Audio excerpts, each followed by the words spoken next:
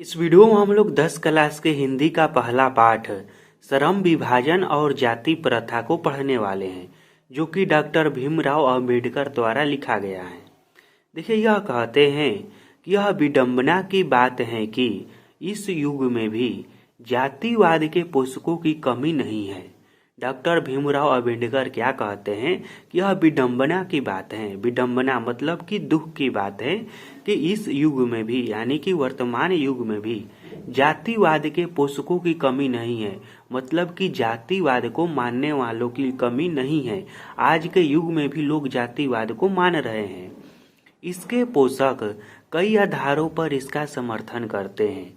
भीमराव अंबेडकर जी कहते हैं कि जो जातिवाद को मानते हैं वो लोग कई आधार पर इसका समर्थन करते हैं। समर्थन का एक आधार यह कहा जाता है कि आधुनिक सभ्य समाज कार्यकुशलता के लिए कह रहे हैं कि कुछ लोग यह कहते हैं कि आधुनिक सभ्य समाज के लिए कार्यकुशलता के लिए श्रम विभाजन को आवश्यक मानता है। यह बोल रहे हैं कि कुछ लोग यह कहते हैं कि आधुनिक समाज में कार्यकुशलता के लिए श्रम का विभाजन आवश्यक है। श्रम से कहने का मतलब कि काम का विभाजन आवश्यक है, और चूंकि जाति भी श्रम विभाजन का दूसरा रूप है, इसलिए इसमें कोई बुराई नहीं है। कुछ लोग यह कहते हैं कि देखिए, आधुनिक इस समय के समाज को विकसित होने के लिए हर लोगों को काम को बांटना आवश्यक है। यानी कि हर लोग अलग अलग काम करेंगे और लोगों में काम बांटा हुआ रहेगा तो तभी ही समाज का विकास हो पाएगा। और जाति भी यही काम करता है कि लोगों में काम को बांटता है, इसलिए जाति जो है वह सही है। कुछ लोग यह कहते हैं, इसलिए इसमें कोई बुराई नहीं है। इस तर्क के संबंध में पहली बात तो यह अपमानजनित है कि जाति प्रथा श्रम विभाजन के साथ साथ श्रमिक विभाजन का भी रूप लिए हुए हैं। अब देखिए, इस बात को समझिए। देखिए कि जाति प्रथा में क्या बुराई है। तो जाति प्रथा में यह बुराई है ना, यह ठीक है कि काम का बंटवारा करता है। काम का बंटवारा से कहने का मतलब कि मान लीजिए कोई व्यक्ति नाऊ खानदान से है, यानी कि जाति का नाऊ है, तो वह बाल काटेगा, तो यह जाति प्रथा बंटवारा करता है। कोई व्यक्ति लोहार कास्ट से है तो वह लोहा का काम करेगा। इस तरह से कहने का मतलब कि जाति के अनुसार काम बांटा गया है, यह जाति प्रथा में। इसलिए ये लोग कह रहे हैं कि जाति सही है। लेकिन दिक्कत यह हो जा रहा है कि जाति प्रथा जो है ना, यह ठीक है, काम तो बांटता ही है, लेकिन लोगों को, जैसे कि देखिए, यह कह रहा है कि श्रमिक विभाजन का भी रूप लिए हुए हैं। कहने का मतलब यह हुआ कि मान लीजिए किसी व्यक्ति को, मान लीजिए कोई व्यक्ति किसी कास्ट से है और उस कास्ट के लोग जो कार्य को करते हैं वह कार्य करना उस व्यक्ति को पसंद नहीं है, तो जाति प्रथा यहीं पर दिक्कत कर दे रहा है। उस व्यक्ति को नहीं भी वो कार्य पसंद है तो भी क्या कह रहा है कि वही कार्य करना है। श्रम विभाजन नीचे ही सभ्य समाज की आवश्यकता है। देखिए, यह आगे कह भी रहे हैं कि श्रम विभाजन ठीक है कि सभ्य समाज के लिए आवश्यक है, परंतु किसी सभ्य समाज में श्रम विभाजन की व्यवस्था श्रमिकों के विभिन्न वर्गों के अवास्तविक विभाजन नहीं करती। देखिए, यह कह रहे हैं कि श्रम विभाजन ठीक है कि आवश्यक है, लेकिन उसके वर्गों में अवास्तविक विभाजन नहीं करते। देखिए, जो नियम के अनुसार श्रम का विभाजन होता है, यानी कि यदि हम जाति को हटा दें और उसके बाद यदि हम काम का बंटवारा करें तो उसमें क्या होता है कि जो लोगों को जो मन कार्य करने को होते हैं वो लोग अपना अपना कार्य करते हैं, लेकिन जाति प्रथा में ऐसा नहीं है। भारत की जाति प्रथा की एक और विशेषता यह है कि यह श्रमिकों का अस्वाभाविक विभाजन ही नहीं करती, बल्कि विभाजित वर्गों को एक दूसरे की अपेक्षा ऊंचा नीचा भी करार देती है। देखिए, भारत की जाति प्रथा का एक तो पहला दुख की बात और इसका खराबी यह है, यह काम का बंटवारा करती है जाति के आधार पर कि तुम इस जाति का हो तो तुम यह काम करो, तुम उस जाति का हो तो तुम वह काम करो, भले ही वह काम तुम्हें अच्छा लगे या न लगे। यहाँ तक तो एक गड़बड़ी है ये है। दूसरा, इसमें सबसे बड़ी गड़बड़ी यह है, यह काम का बंटवारा भी खुद करती है और साथ में खुद ही एक काम को ऊंचा और दूसरे काम को नीचा बोलती हैं। जैसे कि मान लीजिए कोई व्यक्ति निम्न कास्ट से है तो उसके कार्य को नीचा बोला जाता है कि वह छोटा काम है, वह व्यक्ति छोटा है, वह छोटा कार्य करता है। और वहीं जो व्यक्ति उच्च जाति का है, जैसे कि मान लीजिए कोई व्यक्ति पूजा पाठ करवाता है या फिर इस तरह से बड़ा बड़ा काम करवाता है, तो यह जाति प्रथा खुद कहता है कि वह काम बड़ा है, वह काम अच्छा है। देख, तो यह काम का बंटवारा भी करता है और ऊपर से भेदभाव भी करता है कि तुम्हारा काम खराब है और उसका अच्छा है। यहीं पर इसका दिक्कत हो जा रहा है। अब आगे देखिए क्या कहते हैं कि जाति प्रथा को यदि श्रम विभाजन मान लिया जाए तो यह स्वाभाविक विभाजन नहीं है। देखिए, यह कह रहे हैं कि जाति प्रथा को यदि हम मान लेते हैं कि यह श्रम विभाजन का कार्य करता है, यह स्वाभाविक रूप से विभाजित नहीं करता है, क्योंकि यह मनुष्यों की रुचि पर आधारित नहीं है। क्यों यह स्वाभाविक रूप से विभाजित नहीं करता है? क्योंकि यह मनुष्यों की रुचि पर आधारित नहीं है कि हमारा यह मन करे काम करने को तो यह करूँगा।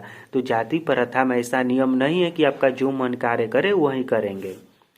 कुशल व्यक्ति, सक्षम श्रमिक समाज का निर्माण करने के लिए यह आवश्यक है कि हम व्यक्तियों की क्षमता इस सीमा तक विकसित करें कि जिससे वह अपने पेशा या कार्य का चुनाव स्वयं कर सके। देखिए, यह कह रहे हैं कि कुशल व्यक्ति माने एक अच्छे व्यक्ति और अच्छे समाज के लिए यह आवश्यक है कि हम सभी व्यक्तियों में इस तरह से उसका विकास करें कि वह अपना कार्य का चुनाव स्वयं कर सके। इस सिद्धांत के विपरीत जाति प्रथा का दूषित सिद्धांत यह है कि इसमें मनुष्य की प्रशिक्षण अथवा उसकी निजी क्षमता का विचार किए बिना दूसरे ही दृष्टिकोण, जैसे कि माता पिता के सामाजिक स्तर के अनुसार पहले से ही अर्थात गर्भधारण के समय से ही मनुष्य का पेशा निर्धारित कर दिया जाता है। देखिए, जाति प्रथा में क्या होता है, इसमें यह नहीं देखा जाता है कि आप में क्या गुण है तो आप कौन सा कार्य करेंगे। यह सब बकवास है जाति प्रथा में। जाति प्रथा में क्या देखा जाता है कि आपके माता पिता जो कार्य करते हैं, आपके जो खानदान कार्य करते हैं, आपके कास्ट के लोग जो कार्य करते हैं, वही कार्य आपको भी करना है। जाति प्रथा यही करता है। ठीक, उसके बाद देखिए आगे यह कहते हैं कि जाति प्रथा पेशे का दोषपूर्वक पूर्व निर्धारण ही नहीं करती। देखिए, यह कह रहा है कि जाति प्रथा जो है, पेशे मतलब होता है कार्य का दोषपूर्वक माने गलती से, ये देखिए जन्म के पहले ही निर्धारित कर देती है। यह व्यक्ति जन्म लेगा तो यह उसके माता पिता यह कार्य कर रहे हैं तो वह भी यही कार्य करेगा, बल्कि मनुष्य को जीवन भर के लिए एक पेशे में बांध भी देती है। देखिए, जाति प्रथा तो यह तो कहती है कि आपके खानदान के लोग, आपके मम्मी पापा, आपके घर वाले जो कार्य कर रहे हैं वही कार्य आपको करना है। साथ में यह भी कहती हैं कि उसी कार्य को आपको जीवन भर करना है, यानी कि मरते दम तक वही कार्य करना है, उसके अलावा कुछ नहीं करना है। भले ही पेशा अनुपयुक्त या अपर्याप्त होने के कारण भूखों मर जाए और भले ही वह पेशा खराब हो या उस पेशे का डिमांड न हो, फिर भी आपको वही काम करना है। यह जाति प्रथा कहता है और इसका यही बुराई है। आधुनिक युग में यह स्थिति प्रायः आती क्योंकि उद्योग धंधों की प्रक्रिया व तकनीक में निरंतर विकास और कभी कभी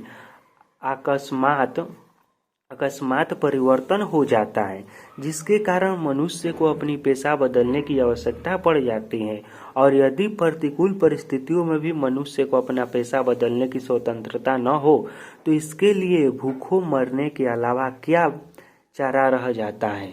हिंदू धर्म की जाति प्रथा किसी भी व्यक्ति को ऐसा पेशा चुनने की अनुमति नहीं देती जो उसका पैतृक पेशा न हो, भले ही वह उसमें परंपरागत हो। इस प्रकार पेशा परिवर्तन की अनुमति न देकर भारत में बेरोजगारी का एक प्रमुख एवं प्रत्यक्ष कारण बनी हुई है। देखिए, भारत में यदि बेरोजगारी है तो इसके पीछे लेखक कहते हैं कि जाति प्रथा भी प्रमुख भूमिका निभाती है, क्योंकि देखिए जाति प्रथा यह कह रही हैं कि आपके जो वंशज यानी कि आपके कास्ट के लोग जो कार्य कर रहे हैं वही कार्य आपको करना है, भले ही उस कार्य का डिमांड वर्तमान में हो या न हो, भले ही वह कार्य बहुत ही बेकार हो, भले ही उस कार्य में लोगों को रोजगार न मिले, लेकिन वही कार्य करना है और वही आपको जिंदगी भर करना है।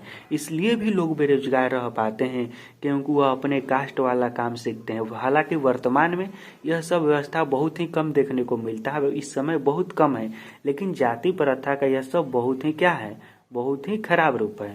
इस प्रकार हम देखते हैं कि श्रम विभाजन की दृष्टि से भी जाति प्रथा गंभीर दोष से युक्त है।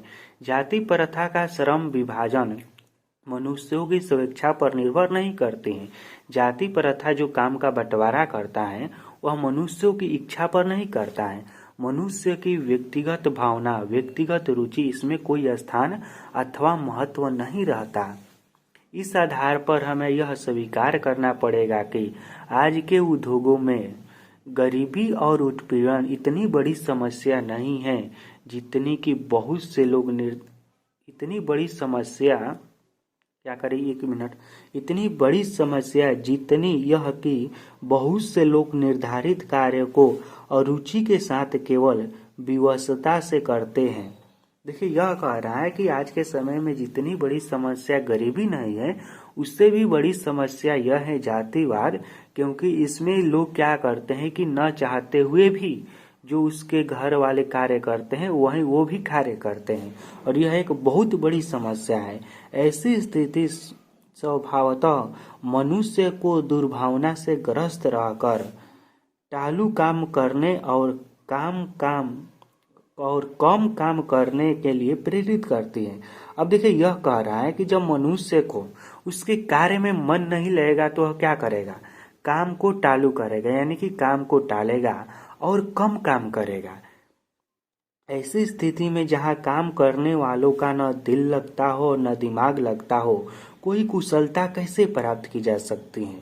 अतः यह निर्वाध रूप से सिद्ध हो जाता है कि अर्थात आर्थिक पहलू से भी जाति प्रथा हानिकारक प्रथा है, क्योंकि यह मनुष्य की स्वाभाविक प्रेरणा, रुचि व आत्मशक्ति को दबाकर उन्हें अवास्तविक नियमों में जकड़कर निष्क्रिय बना देती है।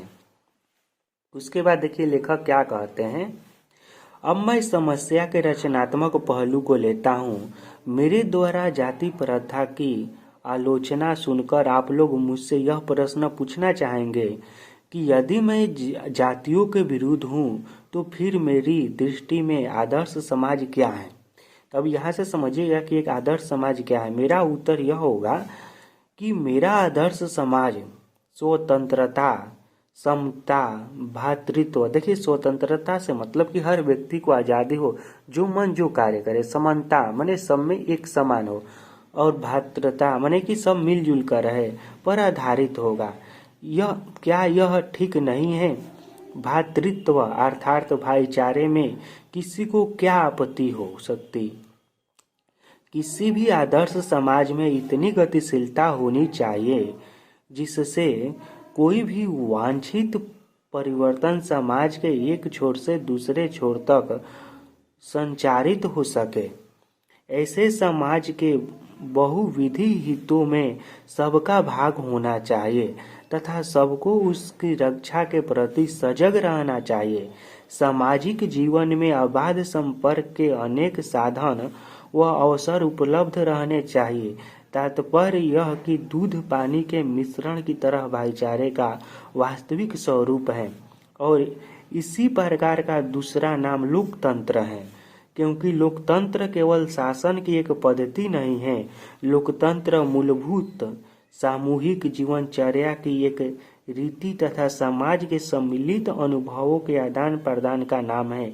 इसमें यह आवश्यक है कि अपने साथियों के प्रति श्रद्धा और सम्मान का भाव हो।